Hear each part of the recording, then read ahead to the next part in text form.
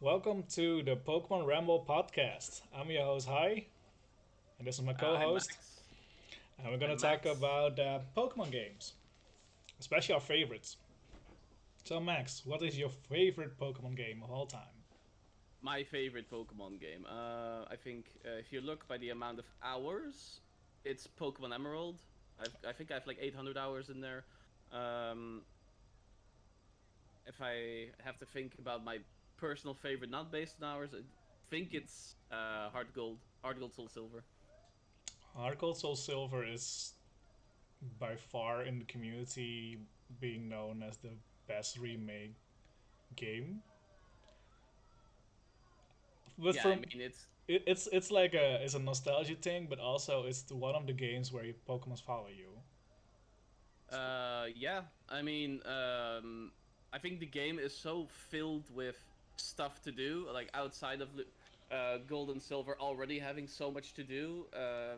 Especially when we compare them to the first generation, like there's so much arbitrary stuff, like headbutting a tree and a pine cone falls out of it. You know, I mean, Yeah, it was the Gen One, and I thought it was really original. Um, yeah. the only thing I hated about it was the fact that if I wanted a Heracross, spawn percentages were really low, so you were like headbutting a tree for hours if you were unlucky. Well, it depends. You should find the right tree. That's the whole gimmick of it, right? It's the same as Gen 3 with the Feebas. Only six Oh yeah, tells and Gen 4 with the honey trees. as well, yeah. So for me, Heart Gold Soul Silver is, well, it's not per se my favorite because I grew up with the original, right? So, but I saw like, oh, the improvements are amazing. But I have to give the nod to Gold and Silver only because that's the first game I intensely played as a child. Like it's more nostalgia based. But if it's my favorite game overall, I would give the edge to either Black and White 2, because I love story based games, or I would give it to the Fire Red Leaf Green remakes. Also nostalgia, probably.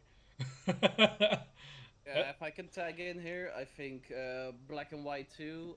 I remember Black and White being really controversial because none of the older gens appeared in True, the Black and White games. true. And a lot of the people were like, but man, now I can't play the game using my Charizard, you know? Like, they were Yeah, really, I don't know. There was a lot of frustration because they felt like the older gens were kind of being shafted. And they rectified this in Black and White 2.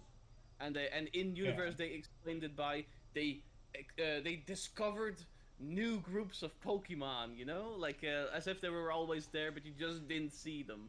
Right. I think From that was a really nice way of fixing it, it and I was a also nice think save. the black and white duality is the best story Yes, in Pokemon as a whole. I by think far. N is such a compelling character, Yeah. and gets this. Well, I mean, I was quite a bit younger when I played Black and White, but I remember like, oh shit, Gets is the main villain, you know. It's I was funny. like, and is this hippie kind of villain that I'm supposed to not Yeah. like because he does not want to abuse Pokemon, but he wants to liberate all Pokemon. But at the very end, Gets is just like, you miserable clown. I made you what you are. And they were like, bruh, chill. Yeah, he was a good villain because for me it was like I didn't play initially when it came out. I played later. So for me at the time, I think X and Y and Sun and Moon already came out, and just went back. I just went back to play Black first, and then I start Black and White too. Black I liked until the 8th gym, I think. Then you start have a grind fest because then suddenly the level cap is so high in the Elite Four. You'd be like, wait, what just happened? Huh? Yeah, yeah, I agree. Speaking of, we were just talking about Heart Gold Soul Silver. I remember that one of the only flaws that those games have is that they did not fix the level flow at the end of the game. Because Yeah, if you remember, if you even near Blackthorn, you'll still run into fucking Rattatas, level 20 Rattatas, while Claire is nearing the level 50 yeah, with her party. So yeah, if you're down, yeah, I mean, you can make the point that you can grind in the ice cave near Blackthorn, but I still think that, especially when they just before released Emerald, where the level flow is way better. Yeah, I just cannot for the life of me imagine like, yeah, this looks good. We'll ship it like this. I think it's always has been an issue. I think that's why the controversy of the whole party XP share thing came to be. It's because when you were younger, you just use your starter and just basically grind it out with your starter. So you have like what one level 60 and the rest is level 20 and Yeah, HM slaves, right? So it's the leveling curve in Gen 1 and 2. It's that was the problem, and they didn't fix it when they remade it. Um, in I would say Gen 6 is where they kind of saved it by the all team XP thing, but it also made it too easy as well. It had like a two-sided coin thing for me yeah. because of course grinding is boring as hell. If you want to have, I don't know, like, oh, I want to have a Blastoise and I also got a Dratini level 15 from the game corner. What do I do, right? So you finally got your starter to level 36 and then you have a level 15 who evolves way late. Good luck with that. I mean, not only that. I mean, Dratini is. I think she's like in one of the egg groups where she needs drastic amounts of XP to level. Yeah, because it's a pseudo Yeah. legendary. I do remember like in Gen 1 till 3. I mean, you had an XP share. You could use it on a single Pokemon. So what I usually did was I had like two main Pokemon that I would use. Yeah. With a variety of moves so that I would have everything covered. But if you wanted to use a third, yeah, good luck with that. It's just a grind. The game just turns to a grind fest.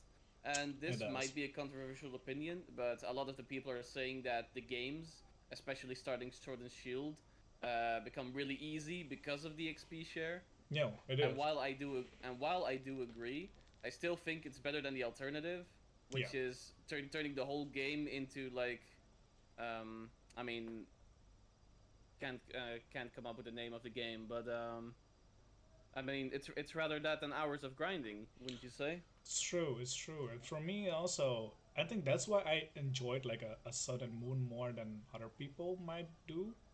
Is because it's you're not restricted to the HMs anymore. You're not restricted to have you carry Bidoo for Zigzagoon or whatever you carry in your team. So you can play around with your team way more. You can diversify it a bit instead of having always the same 5 to 6 that you always carry with you. You know, like oh the Lucarios or whatever. No, like no, I'm gonna catch something else. Like use Yeah, I mean, regional I mean, variants. I mean, every game has these like three or four Pokemon that literally everyone catches and always uses. You know, like Gen 4 Luxray. had the Riolu. You would go to Iron Island. You'd get a Riolu egg, and literally everyone would use Lucario. I mean, the Pokemon was just super good as a first. But I mean, I think that this design was also just really cool, and literally everyone and their mom used that Pokemon. And I think Yeah, Sun and Moon were the first games to really step away from that formula because it does. almost every Pokemon, as far as I can remember, of course, was to a certain extent like usable. Yeah. I mean, I remember like if you would catch Eradicate in Gen 1 or Gen 3, I mean that thing just gets outscaled. Like it doesn't learn good damaging moves. No, it doesn't. And also, I think Eradicate just falls off. Sun and Moon made me use a freaking muck. I never use a muck in my team in my life. Suddenly, Hey, as the poison dark type, let's go. I That's mean, don't dope. disrespect the muck, man. I used one in my Art Gold Soul Silver playthrough, I and didn't. not because Ash used one, but because I discovered the disgusting strategy that actually Koga uses in the Elite Four. Like he poisons your Pokemon, then perma minimizes, and he's got Black Sludge, so you're never hitting him. And if you do, he'll just heal it back. True. It's pretty disgusting. I really liked using him, and I really liked him in Sun and Moon as well. I didn't use him there though. I did just because he had rainbow colors and he was a dark type. So that was dope. Yeah, I really like the color scheme. I don't know why I didn't use it. I think it's because God, like the names are so much harder for me after Gen 4. I caught the Sandcastle Pokemon. Right, Palosan, yeah. Yeah, Palossand, right, exactly. And I was like, nah, this thing turns into a baby eater later on. You know, I'm just gonna use this instead. Yeah, for me also, I was just like, I didn't use Palosan, but for me, I was like, "Man, I'm gonna, you know, Alolan Raichu, like that's the first time I caught a Pikachu and actually used it. Yeah, Only because Thunderbolt and Psychic, that's all I need. I don't need much. That's a winning combo for one Pokemon. And it's not even a good Pokemon actually if you compare it to all the other electric types or the psychic types that you're available, but the dual typing is more fun. You can combine easily. yeah. Continuing on Sun and Moon, I think that is the Pokemon game outside of maybe Black and White that had the best atmosphere. Like it really felt like you were out in Hawaii chilling, with your Pokemon. I mean, you could like surf with Mantines. You could, I mean, there's literally a sandcastle Pokemon. It really felt like you were on a tropical island. It is. And The feeling was really there. also the variant of Executor and stuff like that. That's hilarious. Like it's Why like a being callback.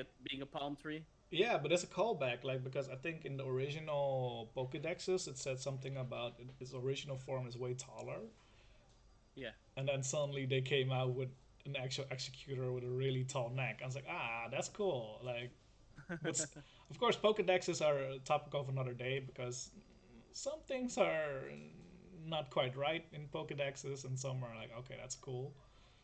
Yeah. A lot of child abduction and killing and stuff like that as well. So I remember Basculin's Pokedex entry was like, "This Pokemon is a delicacy in a lot of kitchens around the world." And I was like, "Wait, what?" also, like If you Drifloon, like when a child holds a Drifloon, it lifts him up a in the air and biscuit. drops him eventually. Wait, what? Yeah, I mean, I really liked Gengars. Like, if it's suddenly a lot colder, there's probably a Gengar in the room, sucking away the temperature. I mean, that's pretty nice. It's Yeah, creepy, but it's nice. But I remember, yeah, for example, Drifloon. I mean, abducts kids like that, bruh. yeah, Okay, true. so let's swap it around. I mean, what's your least favorite Pokemon game? It has to. That's tough. I would say maybe Gen 4 Diamond and Pearl. You had one fire. You basically, Wow. well, that's only one reason. You only had one or two fire types. I don't want to Yeah. use a Rapidash in my team if I don't choose the fire starter. That's stupid. Yeah. Speaking of which, Ponyta was the only catchable fire type until the Elite Four, unless you took like Chimchar. Like it almost felt like you had to pick a Chimchar. Not Yeah, only does it have amazing coverage, but the yeah. alternative was just not there. I mean, Rapidash is not hard hitting, and the speed is not worth it. So I didn't like that part, but that's I think the only knock I would give it to Gen 4. So I'm not sure if that's really my least favorite. I have to say maybe Gen 1. And it's not because I love it because of nostalgia, but it's such a bad game if you think about it. Yeah.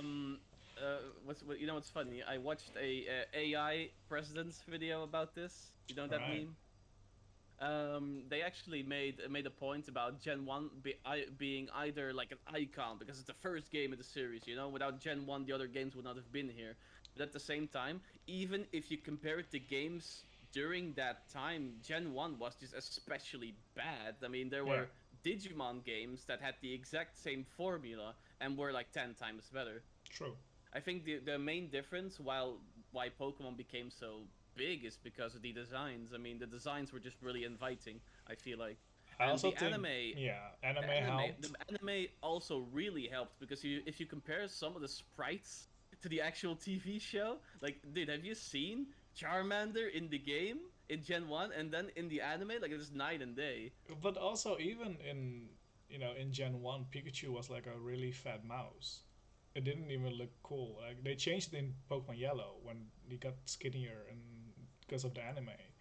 But even in Yeah. anime, he was a little bit chubbier in the beginning, and then they slipped him down somehow. I So mean, it, in the Gen One anime, he's like he's half obese, man. It's he pretty is. big, pretty big mouse, if you know what I mean. Yeah, but I Um, love it that they use, like the Gigantamax in Sword and Shield, that he turns back to the fat mouse. Like, oh, okay, yeah, the the callback, Gen One. the callback to Gen 1. Also, Yeah. in Scarlet and Violet, when you're in the city of the psychic gym, you see the old sprites of Gen 1 on the wall. Oh wow, Yeah, that's you crazy. see the sprites of the old Pokemon sprites that they used to use, and they didn't even look even close like the Pokemons that were in the game. They're just like random sprites. And like, what is that? Yeah, I mean, even if you could just compare it to Gold and Silver sprites look so much better. Oh yeah, they Holy fixed god, it. that they look so much better. I Gen mean, 2 fixed it. they did have the anime though to like base the sprites on this time. True. Do you remember Gen One Chansey? Oh god. That's the stuff of nightmares. I'm really Yes. glad. I think the anime, like in this particular case, for example, I think the anime really helped clarifying what Chansey would look like. Because if you remember, in Gen 2, he suddenly does look like the TV Chansey that we know. It's also the Is it, manga it is, as well, I think, but it's not in the Western world, so for us, we didn't really see it. yeah, But they also emphasize on the storyline of the games more, so it elaborates more. So because you're playing a linear game basically when you're playing the games, but in the manga, for example, they also like Red, for example, had a Poliwhirl before he got his Bulbasaur. yeah, Like why would you finally get your starter at that age? Maybe you already grew up with a Pokemon.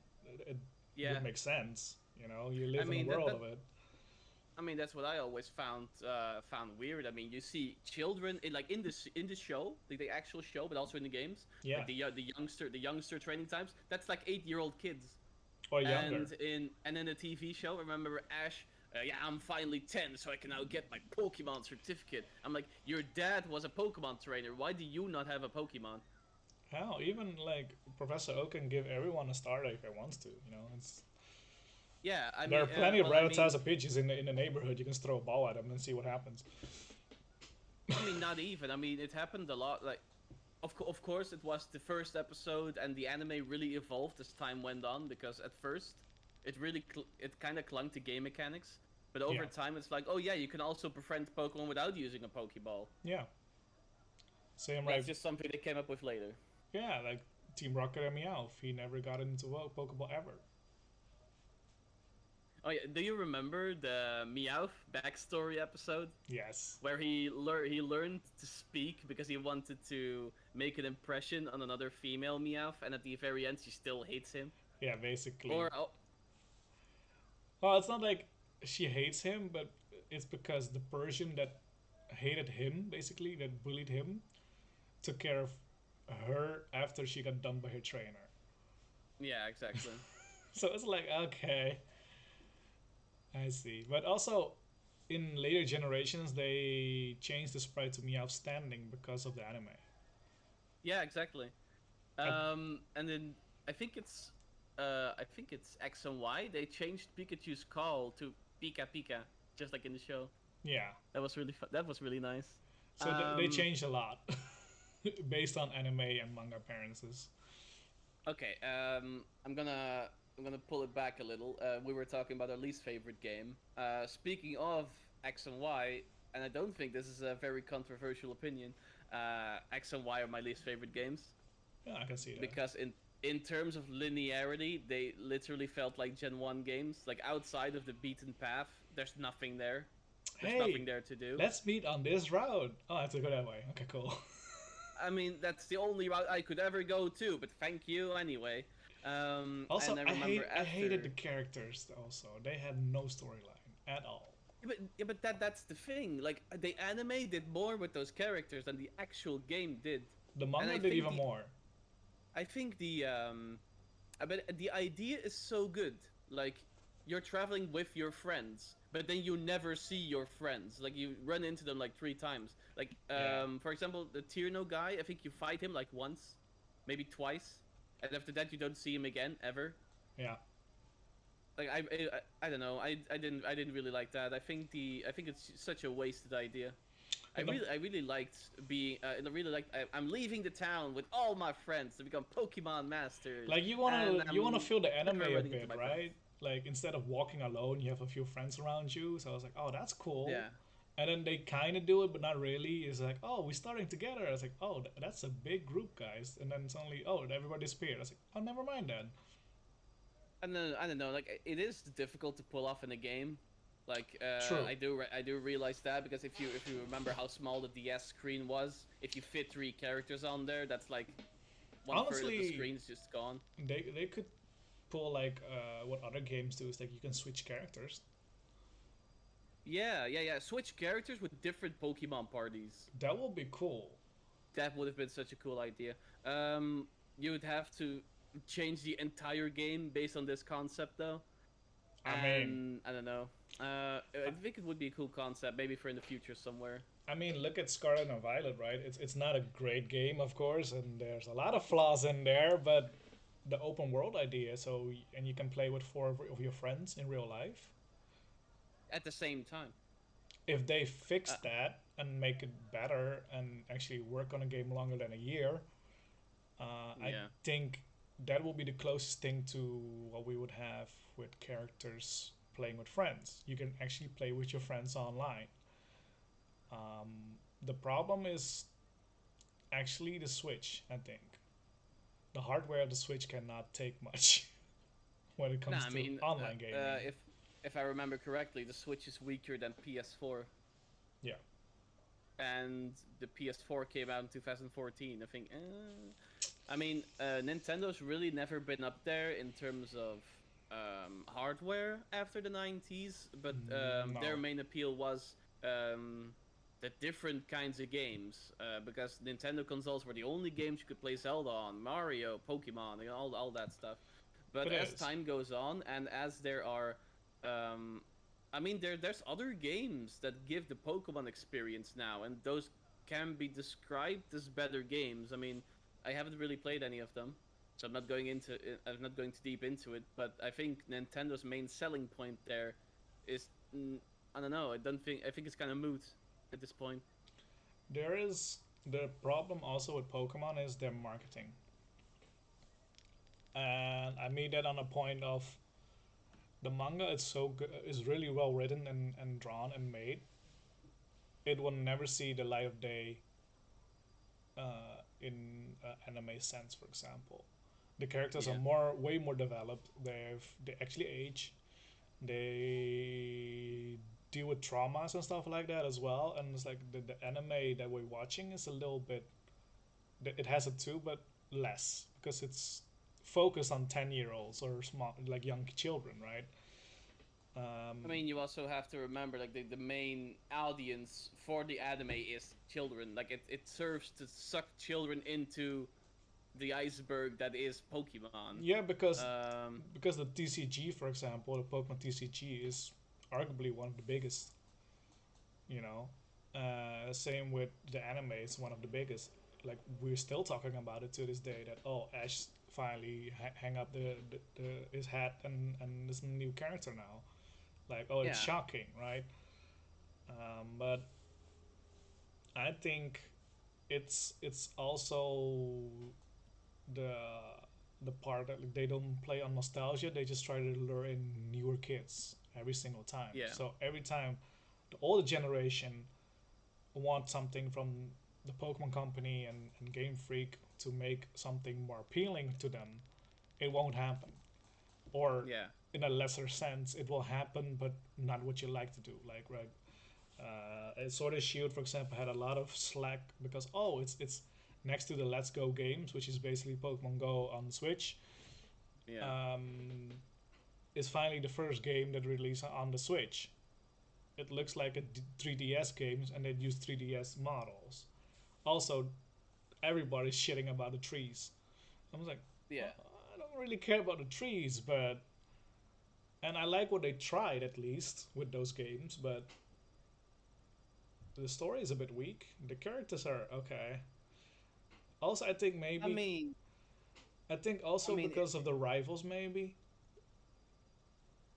I mean, it's just a Gen 1 game, except with better graphics and a few slice of life updates. I mean, the fact that like Jesse and James show up, I believe, and that's not even original because they were already in Pokemon Yellow, so it's kind of just a Yellow remake.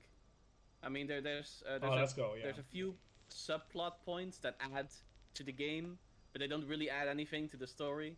It also So it's loses it a bit because if you think about it, they use red and green, no, green and blue in the story,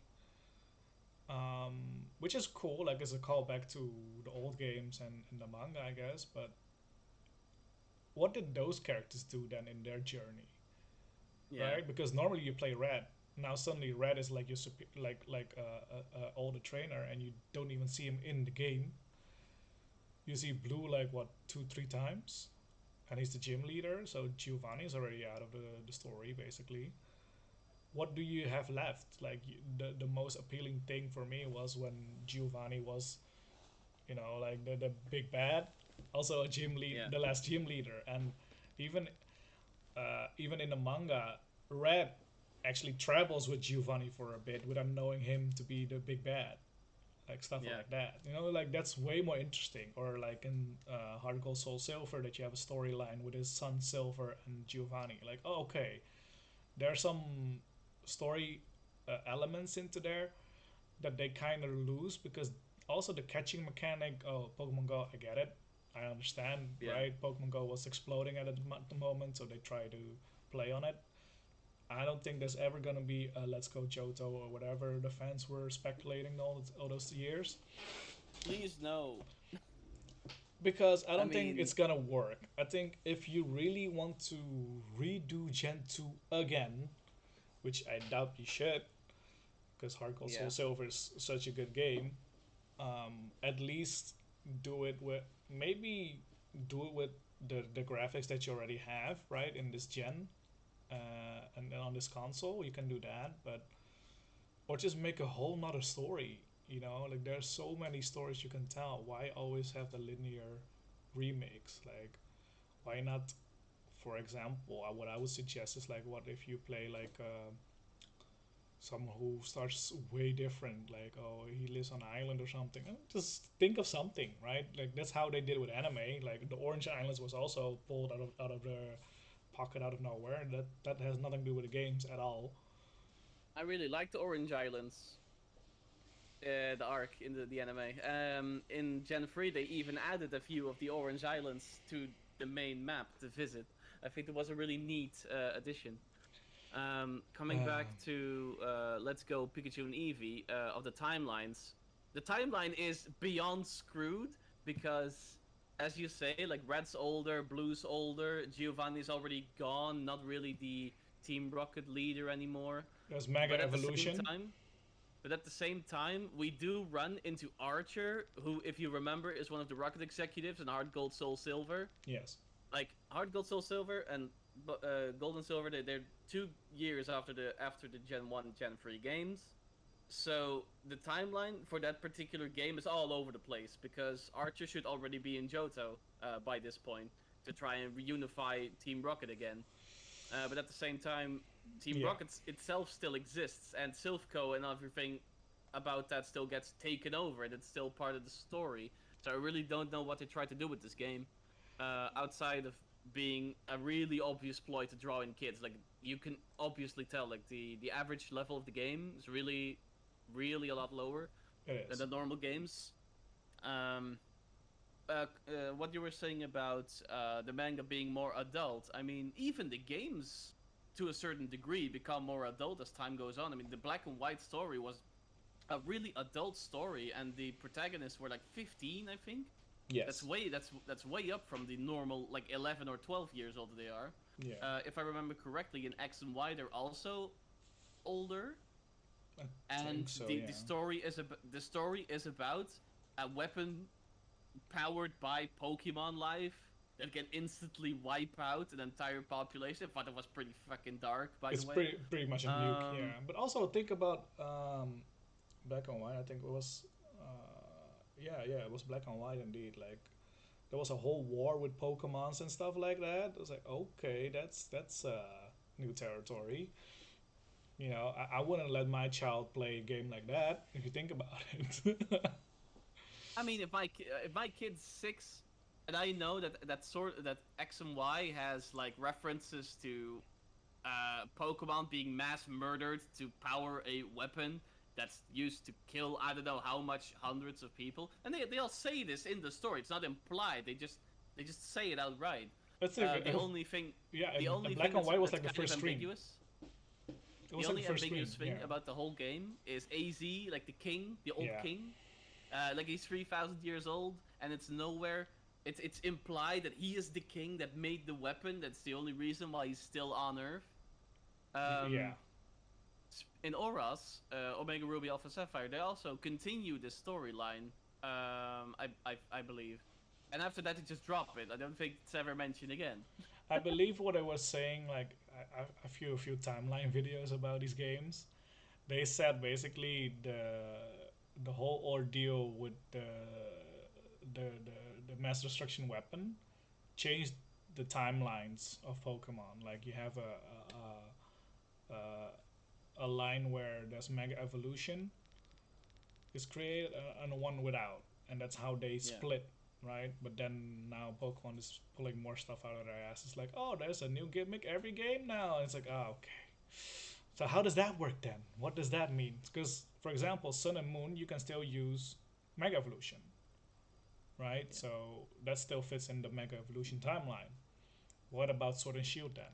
What about Scarlet and Violet? Where does that come from? Where do they pull that now?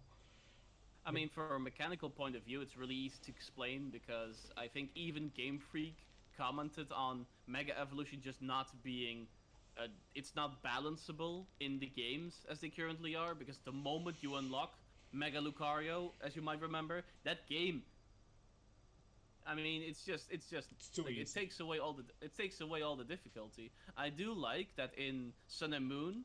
I think they locked the Mega Evolution behind the league. Like you had to finish the game first. I thought that was a really nice alternative. That's smart. But there's also Auras. I mean, they just give trainers their own Mega Evolutions. I think that's a way better idea Yeah. instead of just locking it.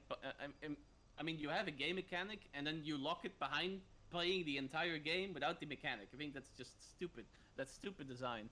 Yeah. Why even bother adding the mechanic then? No, it's true. But also, even now, because it's been years that it has been released, even now people are like, oh, when is Mega Evolution coming back? Wait, isn't Scarlet and Violet like the region near Kalos? So shouldn't we have that as well? And I'm just like, yeah, that's cool. But honestly, I think they should focus more on the quality of the games, I think, more than just to bring stuff back all the time. Yeah. Because I notice as well, like, like the frames of the windmill, for example, in the second gym city in Scarlet and Violet, it goes like that, and you're like, wait, what? But at the same time, my Pokemon's running behind me and just circling really fast. I'm just like, what the hell? Like, what are you guys doing? Because what I heard was because of the limitations of the Switch, but I don't believe that's the only reason. That can't be the only reason. There I should be mean, they say more. it's limitations. They say it's limitations on the Switch, and then they release the new Zelda game, Breath of the Wild, with perfectly animated windmills in it. I'm like, what do you mean limitations? I Oh, mean, not even this not even a game, not even a second game of Zelda. The first one, Breath of the Wild itself, yeah, is exactly. so much better than any Pokemon game they ever released on the Switch. I mean, you could make a case about Arceus. Ar- But yeah, Arceus or I Arceus, mean, yeah, the yeah. Switch games until now are a huge letdown. I think. I would say. Um, I mean, do we count that as a main game? I mean, in universe, it's part of the main universe. I would consider it a main game. It's just a different genre. Because I think if I really, because I didn't consider it one of it, because that's why I didn't call it as one of my favorites. But that has to be one of my favorites for sure. But is it one of your favorites because it's different from the normal formula? No, Uh, okay. I because think that's one of the that's one of the main points raised when I asked why Arceus is their favorite game. It's because it's different from the other games, and I'm like, yeah, of course you're mm, gonna like it more then because you've seen the sure. same thing 10 times now. Yeah, but that's not my main reason. I think my main reason for picking it as my favorite is because they tried things that they never tried before, for sure. But also, it started the whole open. They opened up more, like they started with Sword and Shield, where they tried to have like a semi-open world thing. We have like open world maps, and Arceus just played on that. And it's like, oh, like it would make sense for a Pokemon to attack me as well instead of only my Pokemon. Yeah, Why are the humans always safe? It doesn't make any sense. And I think also story wise, it's fun. Like it's not, of course, the linear thing.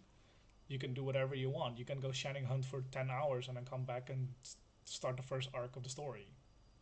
yeah, exactly. Of do whatever you want. Like you can start catching alphas really quick or try to fight them or whatever. So you can try to do other things instead of having the linear story.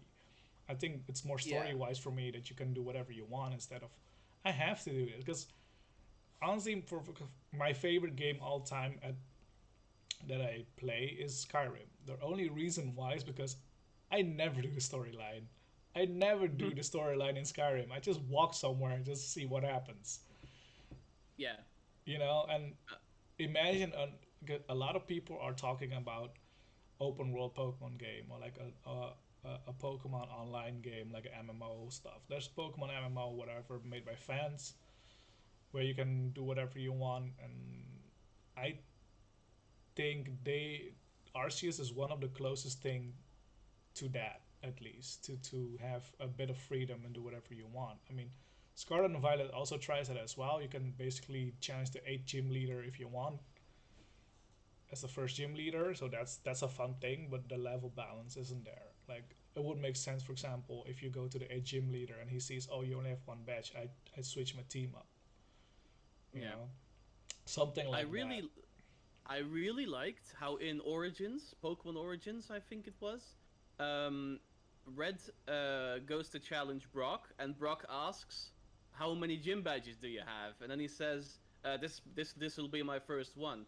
So he takes out the Geodude and the Onyx from like this from a cabinet filled with Pokeballs, Yeah, as it implies that no, the gym leaders actually have way more Pokemon, but they adapt to your skill level. And I thought it was a really nice touch. the worst part is in Scarlet and Violet they imply it as well. If you finish the game, the the the champion Gita, spoiler alert, will ask you to go back to the gyms and challenge them again, and they go full power. They have the full roster, like they got 6 Pokemon. They got really strong Pokemons. I think they Like should Heart have, Gold Soul Silver. yeah. So I think they should implemented something like that, where you can, for example, you have 2 gym badges. You go there. Oh, you only got 2. Okay, cool. I'll use this team. Oh, you got 3. Yeah. I use this team. And then you switch it up a bit, just make it balanced, but also feel like you're in control. Like I want to go to the ice gym first because I got a fire type starter. Stuff like that. Yeah. I mean, but you could also say, I've got a team that's good against this particular type, so I'm gonna save that type until the end, so that my eight gym battle will be a lot easier. Yeah. The problem is with how Scarlet and Violet did it, um, and I cannot speak from first hand experience here because I have not played that game myself. But I was watching a good friend of mine play. I think it was Scarlet, and he caught the level 45 ancient Donphan while he was only level 20 because he got a fluke with his Ultra Ball. And I'm like, okay, so now the first half of the game is going to be a complete steamroll because you're No. not supposed to have No. No. this No. Pokemon at this point of the game. No. They balance that instead of your Pokemon won't obey you until you got a certain gym badge. Oh, really? Sick. Yeah. Okay. Yeah, I mean, that mechanic was already here, but I did feel like it didn't work properly in the older games because I can So, remember, especially in Gen 3, yeah. where I literally only used my starter on my first playthrough. Like my starter was like level 50 when I got to. I think with the moment I got to Sabrina in Saffron, my starter was level 50. And I think you need her badge to have level 50 Pokemon obey you, but he just obeyed me anyway. No, the thing is also is Garden Violet as well. For example, if you have, you start with a starter level 5, you trade to another game and you feed it a lot of rare candies, stuff like that, you bring him back, he still obeys you. Because you had Yeah, it before you had the first gym. So if you catch any Pokemon before level 25, and then you're gonna train him up and then use it for the rest of the run, it doesn't matter if you're overpowered or not. You can be level 100 and it will obey you. So that's the thing, that where you can cheat, but sometimes you find a level 26 that you really want to use in your team and you're screwed. yeah, So it's they try to balance it, but I think they should also do it with the gyms. And I like what Scarlet and Violet tried. You have like way more storyline, way more things to do, like the Titans and the Team Star stuff. Like I like what they tried. It was still, I don't know. It's, I won't say linear, but I would say it's still okay. You still have to do everything. You have to yeah, do all three before you can finish the game. You're the champion now, but you walk into this Team Star base and they don't recognize you. It's like, I just beat the league. yeah, You should know me by now, right? yeah. It's I weird. mean, if it's anything like the anime, where, by the way, like the comparison anime to game at this point is fair to make because a lot of the anime shares a lot of the game mechanics now. Yeah. But I remember like the Pokemon League is shown on TV like a national sport. Everyone watches it. How is it that the new champion is completely unknown to like the villains in the game? Well, Um, in Scarlet and Violet, they changed it a bit in the sense of like there can be multiple champions. yeah, If you beat the gyms and you beat the Elite Four, you are one of the champions. But still, for example, Gita, the chairwoman, is still the big champion. Like this, she's the big champion. yeah, So even if you beat her, you're still not bigger than her. Makes sense in a way, but in another way, it's like, oh, okay, so your rival is already the champion last year, but she comes back with a new team, and I'm just like, huh? What? So she was the no, champion. She doesn't have to do all the gym things again, and she trains you to become her ultimate rival. yeah. Okay, I mean, that's one of the changes that I really did not like because it downplays the feat of becoming champion, and right. it downplays literally every character that's been in every game that wanted to be the best. For example, Wally in Gen 3 and in Auras, he wants to be the champion. Like he beats his asthma, leaves Verdant Turf Town, beats all the gyms, and at the very end, you beat him, so he doesn't become the champion at the very end. But Blue, I think, is the best here because he actually becomes champion, Yeah. and now it turns out there's multiple champions, but and no matter if you beat the best champion, you'll still not be the best champion. No, While because literally in Sun and Moon, you were the best champion. You were the you were the champion. If king. you You were beat the sitting in a elite seat. Yeah, you were sitting in if a you seat. beat the Elite Four, you got your own fucking throne to sit in, Yeah. and someone would challenge you. How cool is that? But the thing for me is like, Scarlet and Violet did one big mistake. The Elite Four is not interesting at all. They show up sometimes when you do the gym challenges, but you fight all the Elite Four in the same room.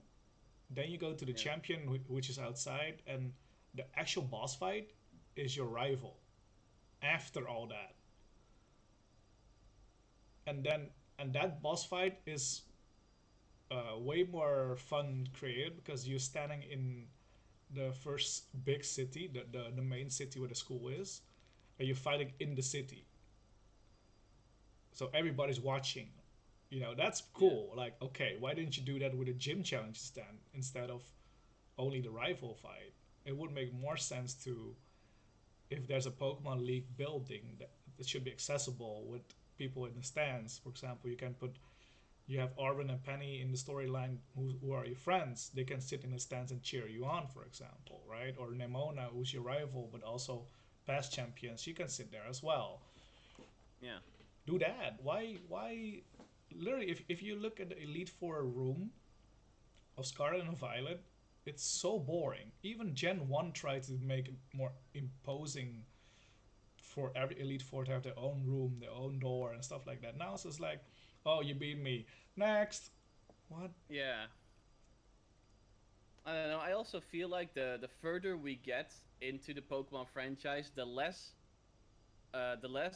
like the Elite Four is humanized in some way. Because of course in Gen 1 it was really hard to do because it was the very first Pokemon game, of course. But in Right. Gen 3, Lorelei, you run into her on the Sevi Islands Yeah. while you're doing the Sevi Islands plot. And I think we all knew Bruno from the anime. Like Bruno doesn't really have any backstory in the games, but the fact that he shows up in the anime and Brock recognizes him as well as a very strong trainer, Yeah. I really like that touch. No, Uh, it but is. uh, but as time goes on, like in Gen 4 especially, we run into um in Sunny Shore, we run into Flint, the fire trainer from the Elite Four. We know he's friends with the gym leader there. We also double battle him and Emerald on the post game island. I think that was all pretty cool. But as time goes on, and I think Sword and Shield also kind of had this problem. Same with X and Y. I mean, the Elite Four is just there, and Yeah. the design is cool. But you know that if these people are going to have any type of backstory, it's going to be the anime and not the game.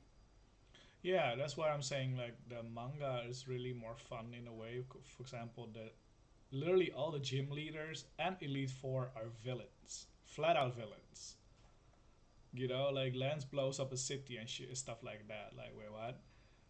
Yeah. It's way more eluded that they're bad guys. Same with the Elite Four of X and Y, the fire type user. She's Lysander's love interest and stuff like that, and they are like intertwined to each other. She's also a bad person. I So forgot what her name is, but she also has this unique post game fight, I believe. I think so. Is that right? Like, I think you can actually battle her after the Elite Four, and then she's like, "Yeah, I was actually evil, by the way." Yeah, but that's like, after the fact suddenly. It's like, oh, okay, that's lame. But in the manga, she's really just flat out a villain. And there's a lot of villains in there that are gym leaders or Elite Four, right? And it wouldn't make sense because if Giovanni is the one who can be a gym leader, why can't other bad guys be gym leaders or Elite Four? What are the criteria to be Elite Four or a gym leader? I mean, if you're going to compare it with the anime, I think being the Elite Four, it requires you to at least be a regular league champion. Because as we remember in the anime, the Pokemon League is separate from the Elite Four and the champion. So I think to be able to challenge the Elite Four, you had to beat the league. And as we remember from the few times that Ash fought someone from the Elite Four, he got smashed every single time. Like Lorelei handily beats him, even despite the type disadvantage. Yeah. I think he battles Steven once, I think, No. or does he? No. No. In Gen 4 he does In battle Gen an 4, Elite Four no. It member. journeys in the end in the actual tournament he fights Steven, but that's the first time he fights Steven, I think. Right, yeah, you're right. But he does fight another Elite Four member. I can't remember for the life of me who it is, though. I think he fought Dianta.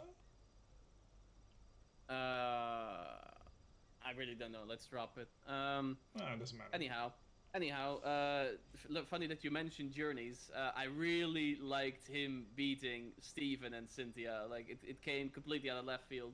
I was expecting to to be very honest, based on the writing of the previous leagues, I really thought like, okay, Cynthia's just gonna be it, you know? I mean, there's no way that he beats that. I mean, Cynthia's party is just completely out there. I mean, even today, I mean, there's a reason why there are memes about Cynthia's difficulty in the original games. I mean, her party is Yes. just so good. Spiritomb, But god no, dang like it. he beats it, and I'm like, okay, but that must mean he also beats Leon, and he Yes. does, and he becomes Yes. the champion. The thing I was is, the Leon, they made him like, oh, he's the big boss because he beats Elaine, who Ash had troubles with and lost against, in X and Y. One of the Yeah. strongest trainers, he beat him with 2 hits. I'm like, what? His Charizard didn't even use anything. He just smacked him in normal form. I was like, yeah, Yeah, but at the same time, I'm going on a really big rant here. go. Have you seen the X and Y Gym Pokemon League? Yeah. Like the fight versus Elaine, it's the biggest. Oh, okay. So let's see.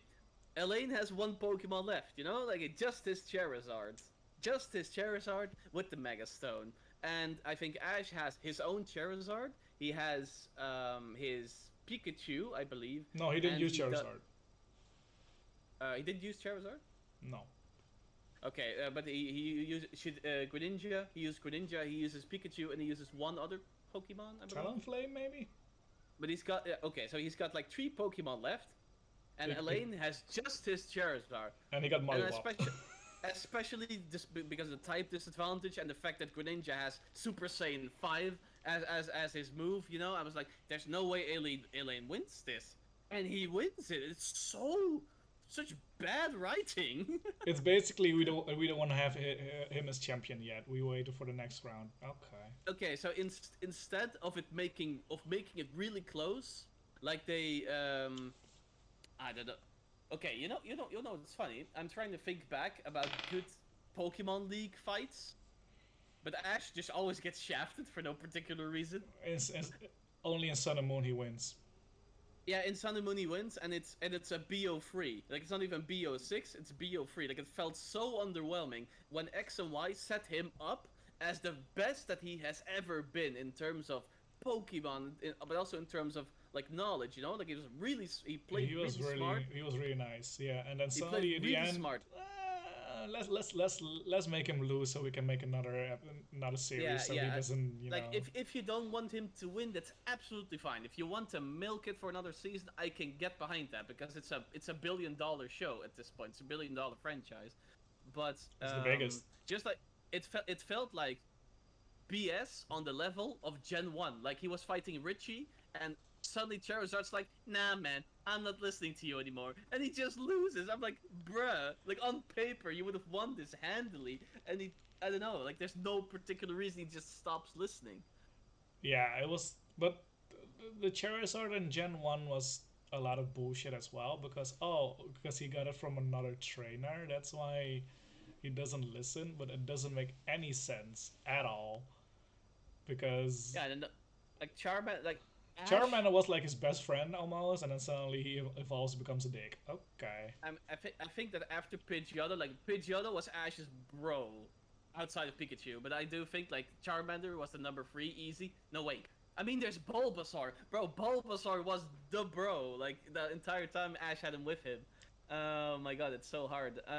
Squirrels. But anyhow, yeah. Charmander loved Ash. Do you remember the episode where he's stuck in the ice cave and Yeah. it's snowing hard and they're like all cuddling Ash to keep him warm? That's heartwarming stuff right there. And a few episodes later, he turns to Charmeleon. He's like, "Nah, man, I'm not listening to you anymore. I'm a Charmeleon now." And I'm like, What? "Why? What is wrong with you?" Like, I do know that like Pokemon evolution can bring changes in Pokemon personality, but I do not understand that like he suddenly just completely forgot that he loves Ash, and Ash saved his life by taking him out of the rain and stuff. Also, I think it's a shame that Misty got Togepi. I think that's bullshit. Why? What's wrong with Togepi? Because Ash was the one holding the freaking egg the whole time. Yeah, but it's just like baby chicklings. Like the first person you see, that's the mom. It's just wired in the brain like but that. I mean, writing-wise, giving her Togepi like that. I mean, writing-wise, yeah, but I mean, writing-wise, you could make a case about multiple things. Like I cannot when Ash and Misty are fighting in the Johto anime, and they caught a Totodile and they can't decide who it belongs to, and Ash wins that. I'm like, yeah, Totodile's really cool, but I do think it should have been Misty's Pokemon.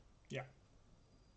Except they tried to do it Gen 1 and just give Ash all the starters. Give Ash all the starters, and we'll figure it out later.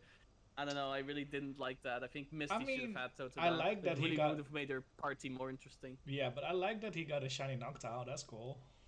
At least. Yeah, before I didn't even know what shiny was. No. At that point. Oh, I did only because of the Gyarados. Oh yeah, because the red Gyarados, of course. Yeah. Speaking of Pokemon League, do you remember the Diamond and Pearl Pokemon League? Mm, that was something. Yeah. They have never made it so blatantly obvious that we just want to milk the franchise for another few seasons. Yep. And as I just said, I really don't mind it. Like it makes a lot of sense. It's a $1 billion franchise. It's just like a billboard selling the game, selling the merchandise. I absolutely get it. But giving a guy like two legendaries to just perma stomp literally everything he fights against, Yeah.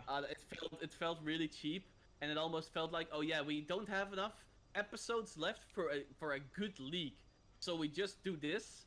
We have this legendary guy stomping everyone, and we put it all in one episode, and You then know it what's will even more? work itself out. You know what's even more funny? They know they made that mistake because they did not bring him back to Journeys at all. Yeah, He would.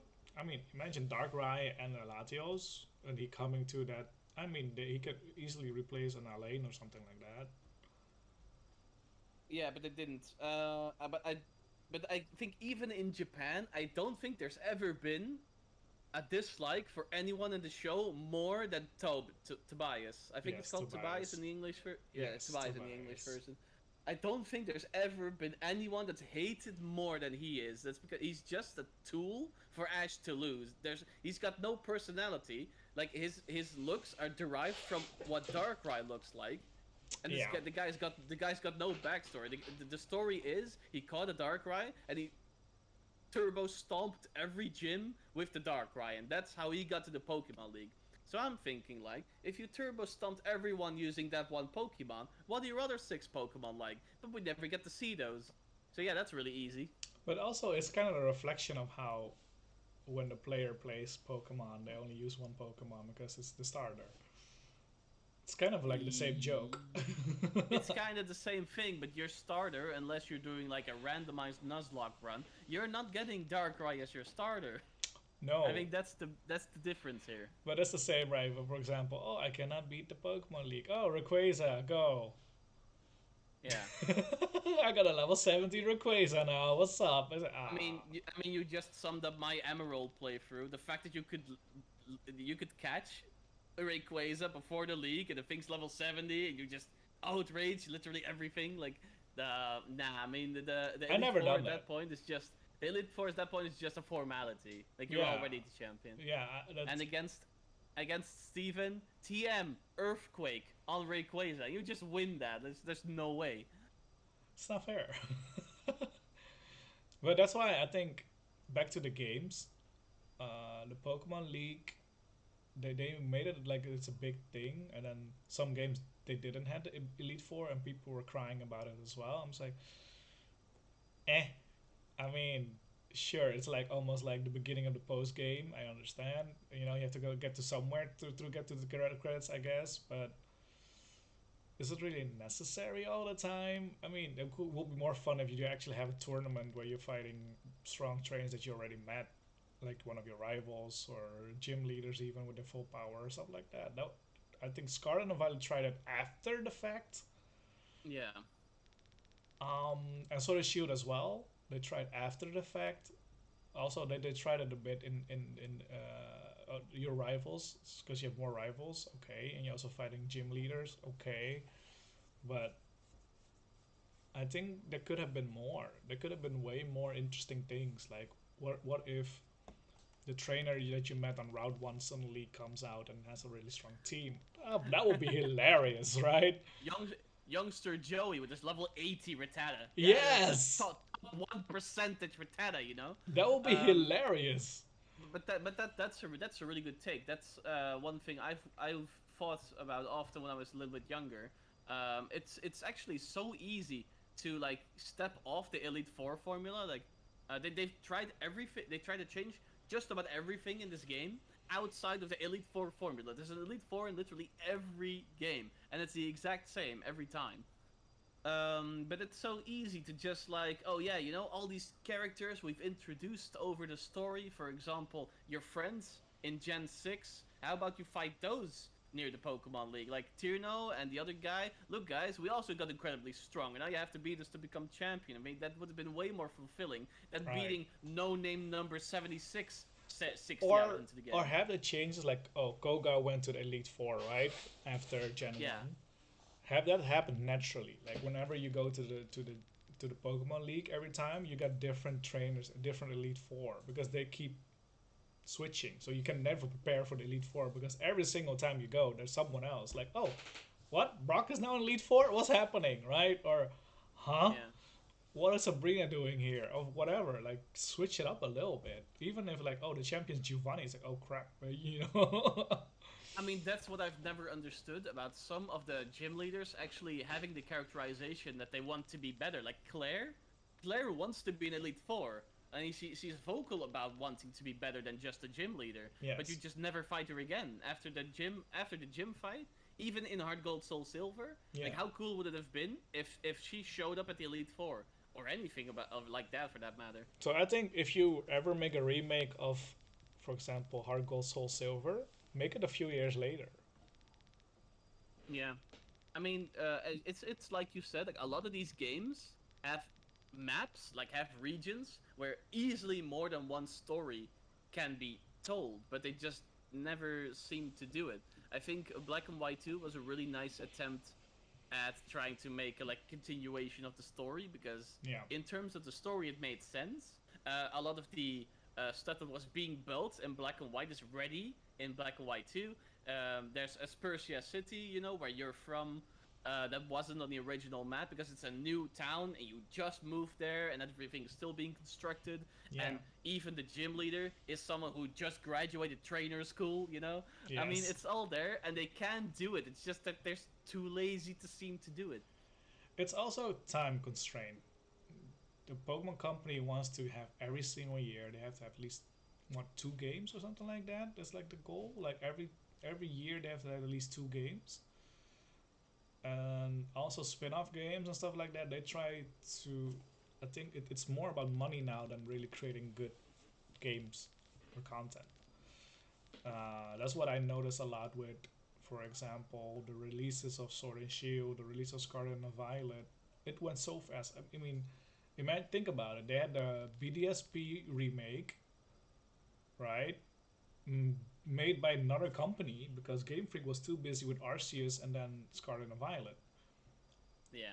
Arceus came what a few months after BDSP remake, and after that, Scarlet and Violet came out of nowhere, like immediately after almost. That's how it felt like.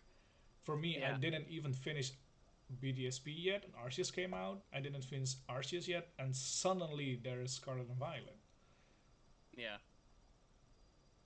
It's I mean, and then they I don't know. also have to remove national decks and stuff like that because they now have way too many Pokemons to put in every game, and people are angry that their favorite from Gen 4 is not in their games or not Yeah. able to move to their games anymore. I I mean, when mean, you I have wonder almost, why. I mean, when you have almost 1,000 Pokemon, like I get that you have to make choices, which Pokemon you're about to you put into your games. I mean, they have to fit the map, they have to fit the narrative, everything like that. But at the same time, uh, even on the Switch, they literally reused the sprites from Sun and Moon. I mean, you Yeah. clearly do not have to insert create all new sprites for these Pokemon. I think for Arceus and Scarlet and Violet and BDSP, they started to change that. But Sword and Okay. Shield had the same sprites as Sun and Moon. That's what I believe. That was the case. But either way, Yeah, you got people who can model that stuff, and they even use other companies to do that. They don't even have to do it themselves. I mean, this is a point that's going to be there for as long as the Switch is a thing. They managed to put Witcher 3 on the Switch. If you can put Witcher 3 on the Switch, you, as in the Pokemon Company, are not gonna tell me there's limitations to the hardware. It just means that you're lazy and you're not willing to invest. No, it's not lazy. It's time restraint. Like I told you, they push every single few months. They have to have a new game ready almost. Yeah. It's time restraint. Why do you think they do DLCs now? DLCs or like the third game most of the time they release, right? Are most of the times the games made by the second team. For Yeah. example, Ultra Sun and Moon is made by another team than Sun and Moon. Because by the time Ultra Sun and Moon is in development, the other team is making the next game. Yeah. So that's the whole issue with the Pokemon Company. They don't know how to outsource their resources. I mean, They even they put outsourcing. they don't even use the deadlines correctly because they just want to have a game every single year. We're Yeah. talking Scarlet and Violet now. Next year they have something new again with a new gimmick, and we're complaining about the same things again. I mean, I swear, sometimes it feels like these. Have you seen the South Park episode where they explain how Family Guy episodes are written with the manatees and the balls? No, I haven't seen that. Okay, so there's a fish tank. There's a large fish tank with manatees in them, and they have balls, all kind of balls. And there's a word on it, and they insert these balls into a tube, and then that's how they come up with their cutaway jokes. Like it's completely random. It's got nothing to do with what's happening right now, and that's how South Park explains those kind of episodes. Well, Right. that's exactly how sometimes it feels like these games are being made nowadays. I feel like they made I feel like they made this huge thing filled with ideas, and they're just like, oh, let's use this idea next. Like it doesn't feel thought through at all. No, it isn't. It's also because they're trying to milk it as much as possible because it's like it's one of the it's if not the biggest franchise at the moment. Nothing is bigger than Pokemon. Everybody knows Pikachu. You know, even if you didn't watch Pokemon in your life, you know the yellow mouse, Yeah, yeah, exactly. I right? mean, everyone knows Pikachu. Everyone knows Charizard. Yes. Why do you think Charizard is coming back every single game? Speaking of which, because of what you just said, I've actually Googled Pokemon game sales per gen. Who do you think is at the very top? I don't know. Okay, it's a gimme. Come on, which games do you think have been sold the most, like completely? Is it the Let's Go games? Yeah, Gen 1. Yeah, that's what I thought. Gen 1.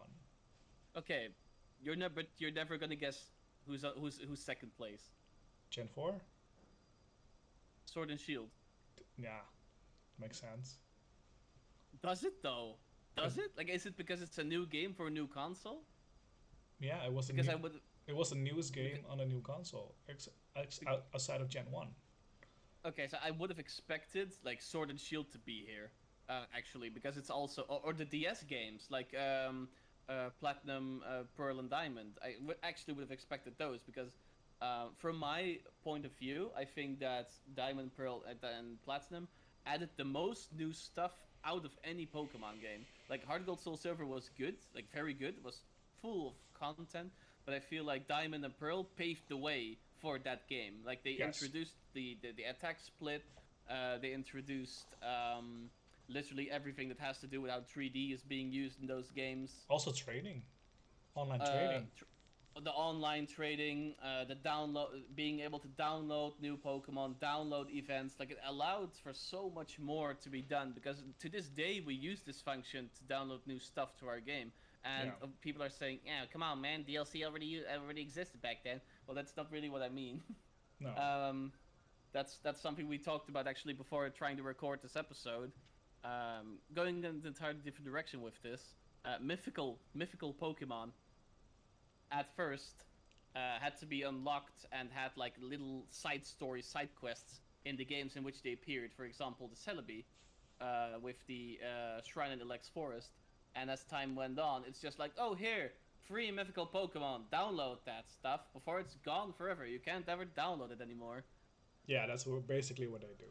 And it's a shame, honestly. I think the talk of mythical and legendaries, we also spoke about it before the episode. It's like every single generation, the legendaries become more and more insignificant. Yeah, Look at Scarlet and Violet. It's basically your mount the whole time. and you start with the legendary. You cannot use it till the end, Yeah, but you ride it. but like, yeah, but yeah, but you meet him before even the first gym, He's I believe. basically your HM slave, and then after that he becomes your legendary HM slave. That's Yeah, basically what yeah. it is. I don't know. I do. For like from originality speaking, I do think it's original. The legendary's been there from the very beginning. You meet him early. You help him when he's wounded. I think that's all really original, and we haven't Yes. had that yet in these games for how original Pokemon games can be. Yeah. But as gens go on, like if we go by simple counting, I think Gen 1 has 5 legendaries, 4 if you don't count Mew, because mythical Pokemon are usually not counted with actual legendaries. Yeah. But then you go to Gen 2, and then it's the 3 dogs. There's Ho-Oh, Lugia, and Celebi, I think. But then we go to Gen 3, and suddenly there's also the 3 Regis that are in there. And so Yeah. that the amount of legendaries literally doubles, because you have Groudon, you have Rayquaza, you have Kyogre, you have the Yeah. 3 Regis, that's 6. You have Jirachi, that's 7. I Latias, think that's it. Latios. Latios, that's 9. So we went from 5 to 9 in like a single gen, and Gen 4 makes that even worse by let's see, we have Uxie, Azelf, Mesprit, we have the 3 cover legendaries, we have Arceus, we have Rotom's not a legendary. Um, Help me out here. Cresselia. Cresselia, Darkrai, Darkrai. that's 10. That's 10. And then there's if you count if you count the mythical Pokemon as well, we have oh come on man, the Hedgehog. I keep forgetting. Shaman. Shaman, there's Shaman. So there's like 11. It's getting more and more and more like. Why are they legendary now? Like you're basically Gen 4 got a God of Time, God of Space, and God himself, and the Devil. Yeah. What you want to do more, right? Like, oh, okay, let's have,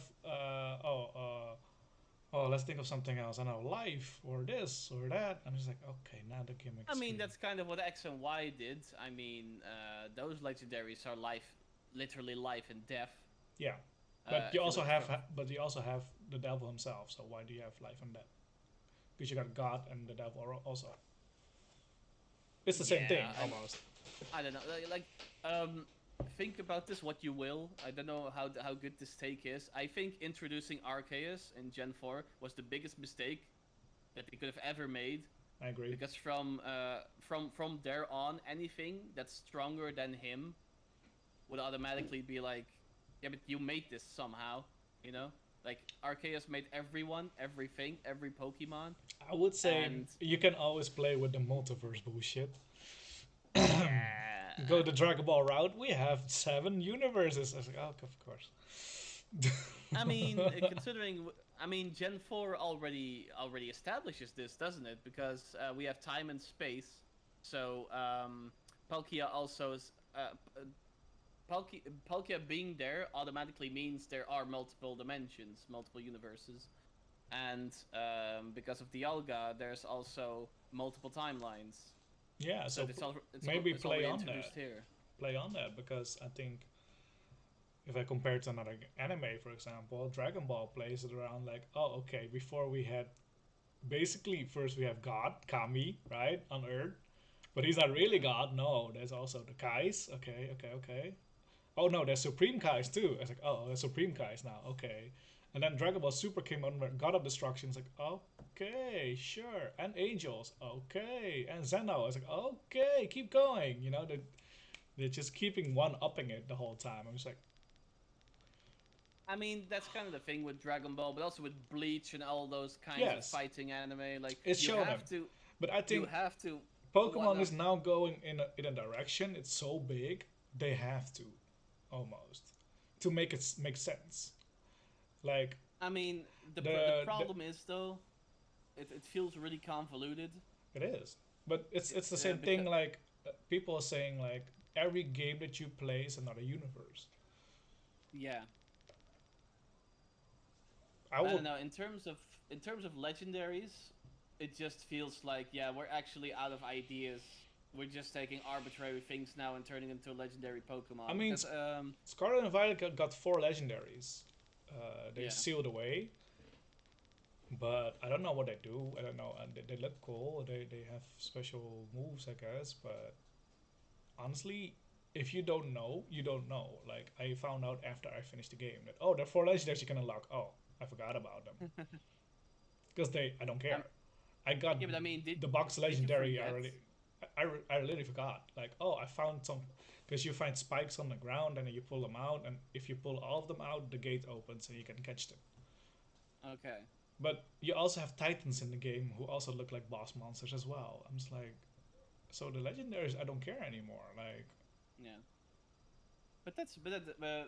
That's how I'm gonna come back to Sun and Moon. That's what I liked about Sun and Moon so much because the Tapus felt like these local gods, just like in Hawaii. I mean, we haven't seen the Tapus anywhere really outside of Sun and Moon, so they felt like really local entities, and they felt really invested into the story, and that's why I think those are kind of like they're one of my most favorite legendaries in all time.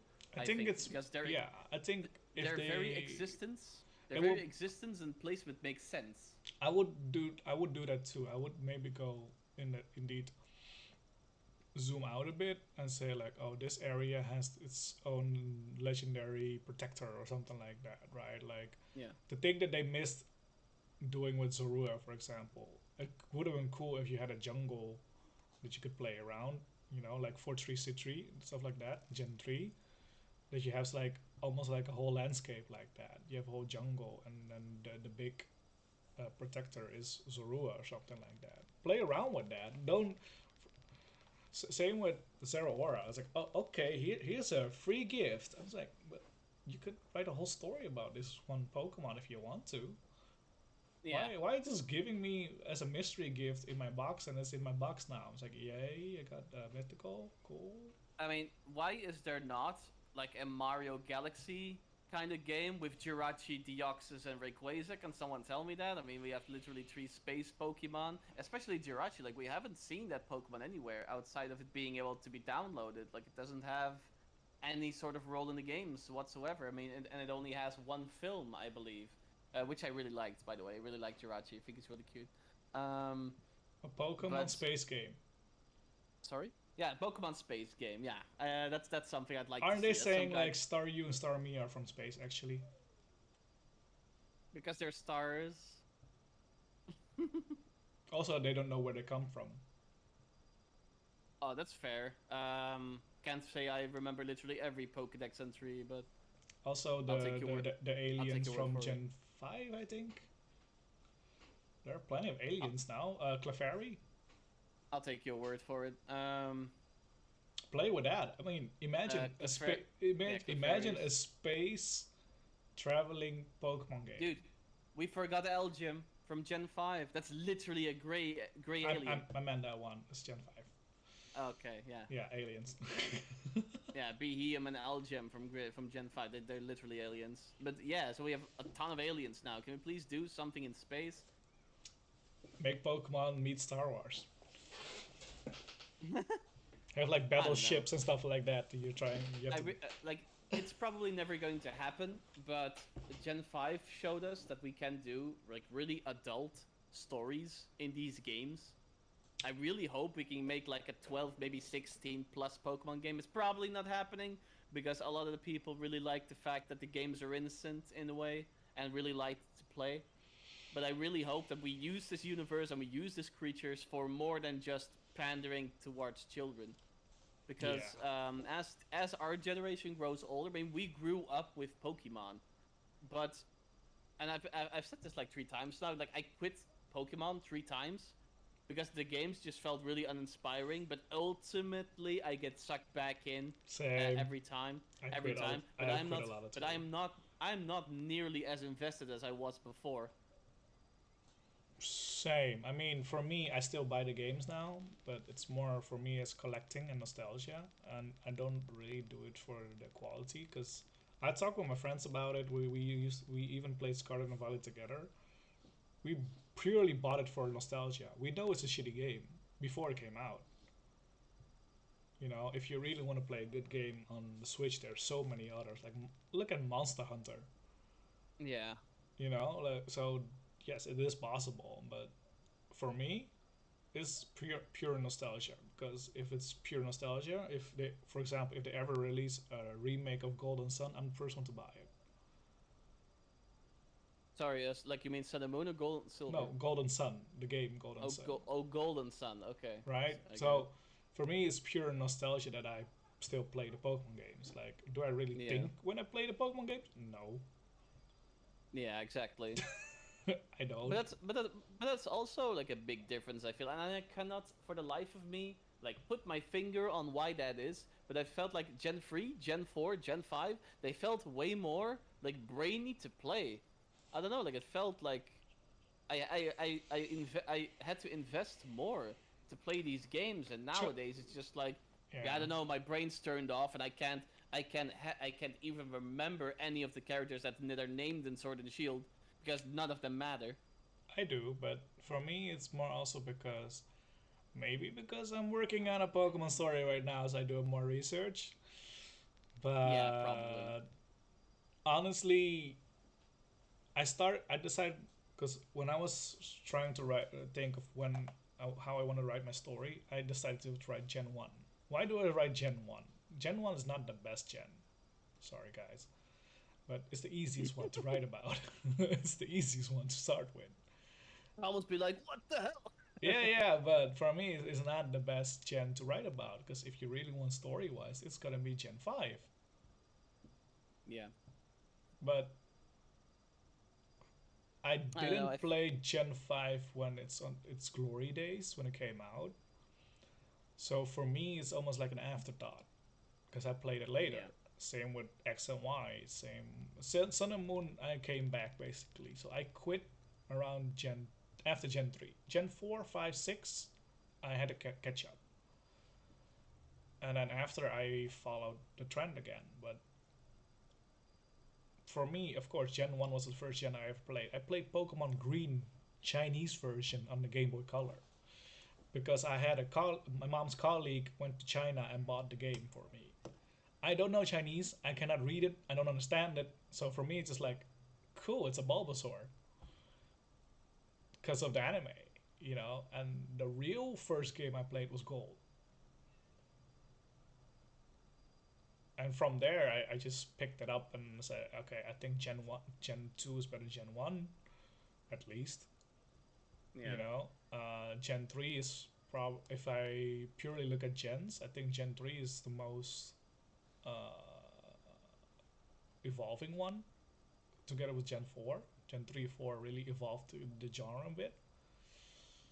And I would say until Gen 8, or would it say 7? Like Arceus is like 7, 8, is where they really try to do something different here and there. So for me, personally, I picked Gen 1 because it's easy. How many Gen 1 games are there already? You can pull so many lore out there. Yeah. And from there, But you can go to Gen 2, 3, 4. I mean, I think I think Gen 4 also is also really nice in terms of wanting to tell a story. I mean, Yeah, that's the map that I would expect has the most ambition when it comes to telling a story. yeah, Like they weren't even able to literally use every spot on the map for the same story. So I would really like to go back to Gen 4 someday, like with a different story. yeah. Because what they did with the remakes, it's almost the same game, but they added extra things like the underground and stuff like that, so you can actually catch more than one fire type. But in sense of story, it's exactly the same almost. So for me, it was not challenging or interesting at all to play because I already replayed Gen 4. So for me, it was like, cool. Like, I see what you tried to do there, but I finished it maybe in a week and then I just left it there. I don't know. That's the thing that will forever bother me about the Switch remakes. They were so bad Yeah. in terms of quality. They were so bad. Um, I watched one of my friends fall through the map like twice, and I was like, yeah, I'm not buying this. I mean, I still have like Pearl on my DS. I still use my 3DS. I'm really that kind of boomer. Like I still play Pearl and I still play Hard Gold Soul Silver. Those kind of games. Like there's just so much to do. Yeah. There's so much Pokemon to use. Every playthrough can be fun. Whereas at the same time, X and Y, like I don't know, I really never felt the need to replay X and Y. I did it once, I think, but purely to see if I can use another starter and see if it's more fun. But no, no, Froakie is still the one to pick. I don't know. I do like the Gen 6 starters. I think they were really original, and I think they were depending on what you wanted. I think they Yeah, were really nice. true, but you get two starters anyway. You get Gen 1 and Gen 6 starters. So for me, it was like, it True. doesn't matter who you pick because you can get another starter after, like, 10 minutes after playing. So, I mean, I always pick Pokemon that I like outside instead of Pokemon that are supposedly the best for your playthrough. For example, in Gen 3, I played Gen 3 with I think literally every starter. I think using Charmander's the most fun yeah, because same. you really shoot yourself in the foot Yes. with the Brock and the Misty gyms. Yes. Also, But it's my favorite Pokemon of all time. So I stopped thinking rationally when I play Gen 1. I always go with uh, but Charmander. but what I really liked about Gen 3 was like they solved Charmander's horrendous typing Metal early game Claw. by giving a Metal Claw at level 9, so Brock's gym is now no longer impossible. I mean, it already wasn't impossible because you could just catch a Nidoran with double kick and one shot the Onyx and Actually, one shot the Geodude. I mean, they made Mankey more interesting by adding Mankey like in yellow, and remove Nidoran until after Brock. So I like Oh, that. that's really interesting actually. So I actually did I played Fire Red recently because of the story I was trying to tell, and I noticed like, oh, I can't find a Nidoran here. And then I beat Brock. I went to Mount Moon. In front of Mount Moon, I went there and I found Nidoran. Right. So my Nidoking came after, which loses its value because of course you want to use it against Brock. But I had a Mankey and a Charmander with Metal Claw, so even my Charmander one shot at everyone. Yeah, I mean, especially if you get like the attack buff, you one shot Geodude, you get the attack buff, and you just kill Onyx straight away.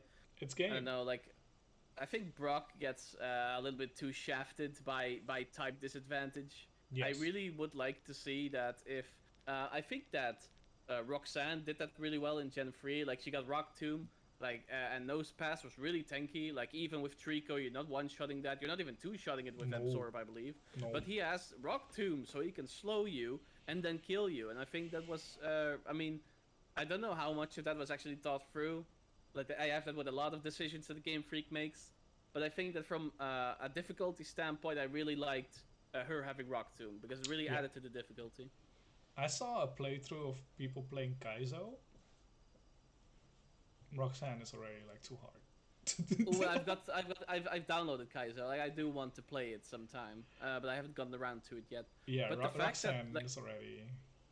every Pokemon is in it though, like even Route One already has 20 different Pokemon to catch. Like I'm playing that. There's no chance I'm letting that go. You're getting all its stars basically in the beginning already. You can catch them all.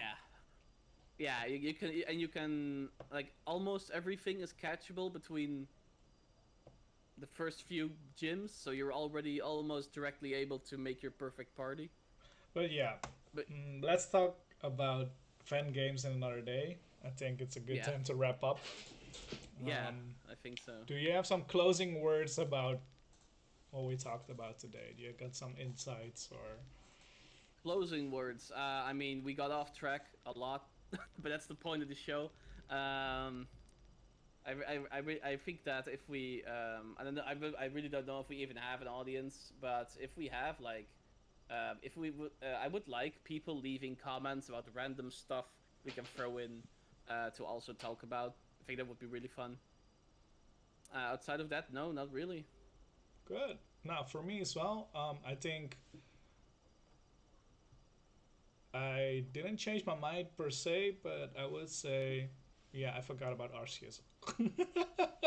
Basically, Because I didn't know if I would count them as a main game or not. I guess it is. Also, because you can move everything to home, so you could count it So you can, yeah, as exactly. main game. This at the same time, very last thing, by the way, before wrapping up. But you could also say the same about Colosseum. Like, is Colosseum a main series game? By the normal metrics, it's not. But you can trade to Gen 3 games, and you can trade back to Colosseum. So yeah, it's So it's I it's a, would, it's an I would say, iffy thing to I would say say. it is, Yeah, but officially it's not. Yeah, okay. I don't know. yeah, It's because pretty difficult. yeah, it's hard because I think they're gonna release Stadium on the Switch now, but it won't be compatible to home, something I like mean, that. but yeah, but that's lame. I mean, they even managed to get the Gen 2 games running on 3DS, and you can trade with it to Gen 7, I believe. Like, if you can manage that, why not just allow it to like trade with home or send your stuff to home? That would make so much more sense. Yeah, I would say questioning the Pokemon Company is something that we aren't used to. Game Freak makes weird decisions, but I think in the end of the day, I think everybody has their own favorite game and their own views, and the awful trees of Sword and Shield will never leave your mind ever again. Yeah. But yeah, I think that's it, man. That's the episode. Guys, we'll Yeah. see you next time. Yeah, we're signing off. Bye, guys. Bye.